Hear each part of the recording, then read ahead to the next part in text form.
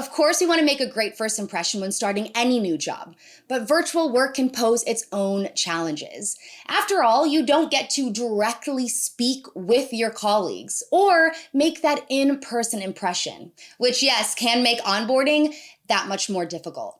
But luckily, we've got the inside scoop just for you. Hey everybody, I'm Sinead, and coming up in this video, we're going to share 5 steps for how to succeed at your new remote job. Because trust me, working from home can be more difficult than you think. Raise your hand if you have kids, pets, or simply just get easily distracted. Keep it raised if your answer is all of the above. Yep, I get it. So be sure to stick around until the very last step because we'll unveil some not so obvious work from home wisdom that could save you from the work from home burnout.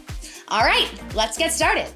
Step 1, define success early and set goals accordingly. So your first day or 2 will likely consist of training with human resources and reviewing general information about the job. Now, during this period, set some time aside to speak with your manager about expectations. They will likely set this meeting with you, but if not, be sure to remain proactive and initiate one yourself. Your goal here is to gain clarity around their definition of success for your role. And in this meeting, consider asking questions, such as, are there any existing goals for this position? What would exceeding your expectations in the first 90 days look like? What am I expected to accomplish in the first 30, 60, and 90 days of this job? How does my role align with the larger goals of the team? And because some remote positions provide flexibility in scheduling, maybe ask, are there any times in which I should definitely be online? And which time zones should I be paying attention to? After your discussion, set a series of smaller goals for yourself as you begin work.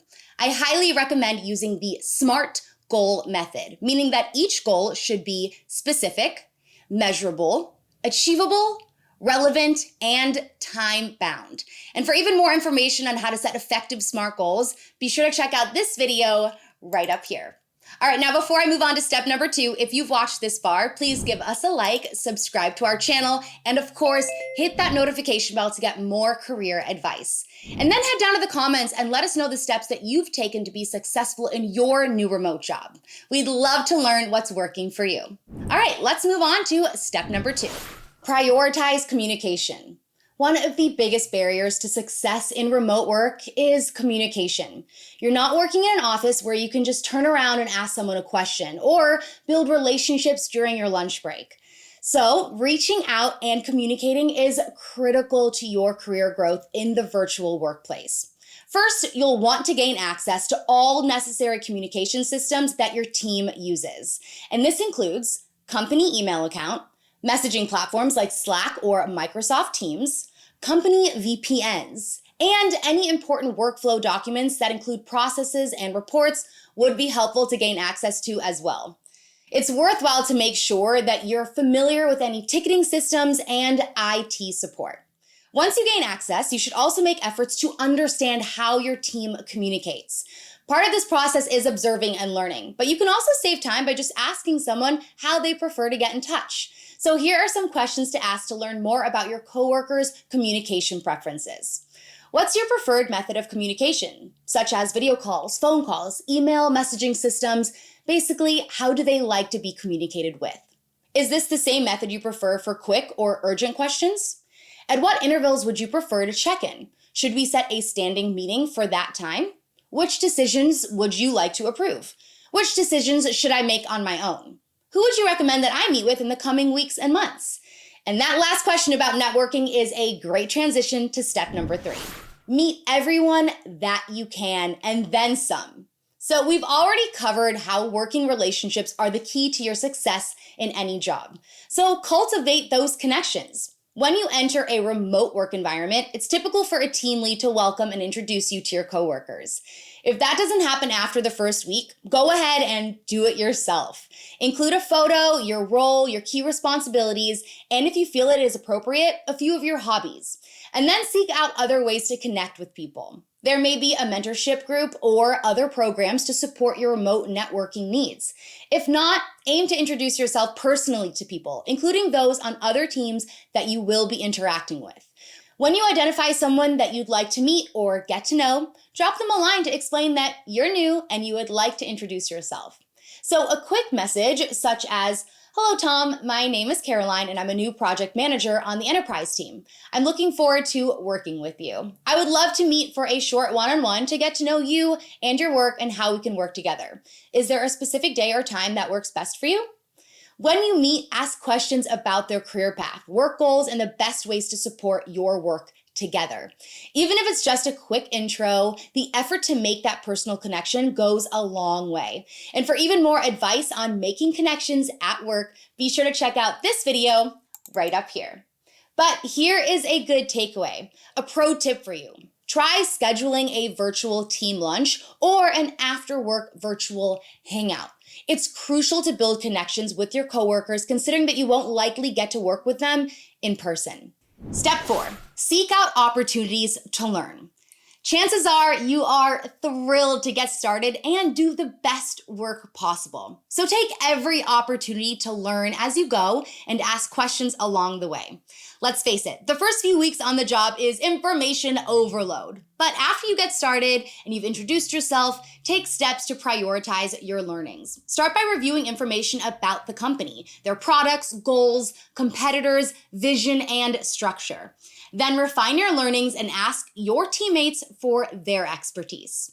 Beyond that, don't be afraid to ask to be included in meetings. Gaining insight happens more easily in the office, of course. When you're sitting in the same area and most of the team gets up to go to a meeting, it's easier for people to realize that they should include you. But since they can't see you, it's up to you to self-advocate. When you're still learning and you don't have a lot of ideas to contribute, sitting in on a team meeting can help provide context on how the team functions. And it will also give you good insight on who you should contact for related projects.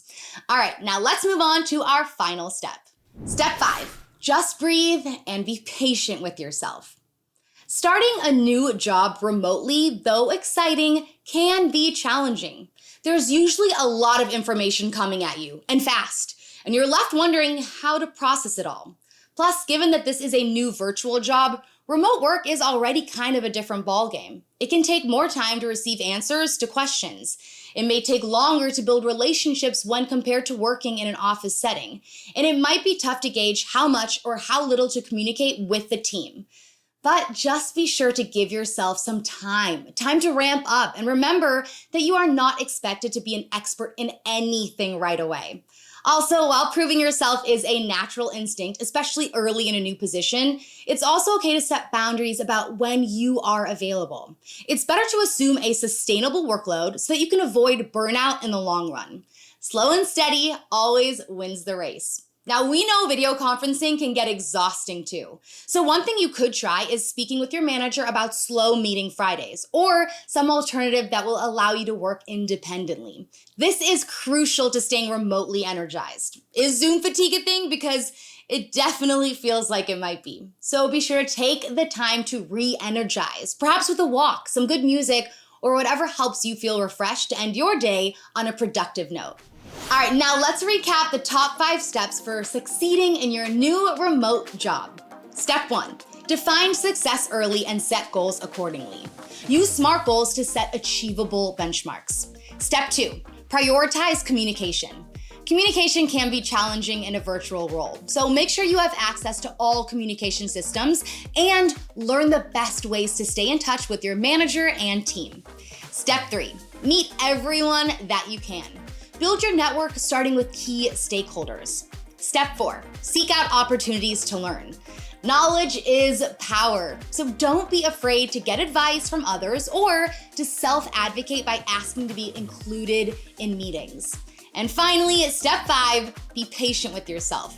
Getting adjusted to a new job takes time. If you're feeling behind, give yourself some grace and remember that a remote job poses its own set of challenges.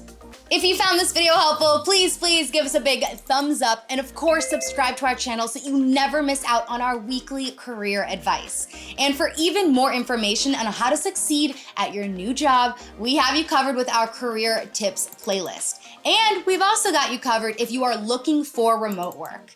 I'm Sinead, thank you all so much, and I'll see you next time.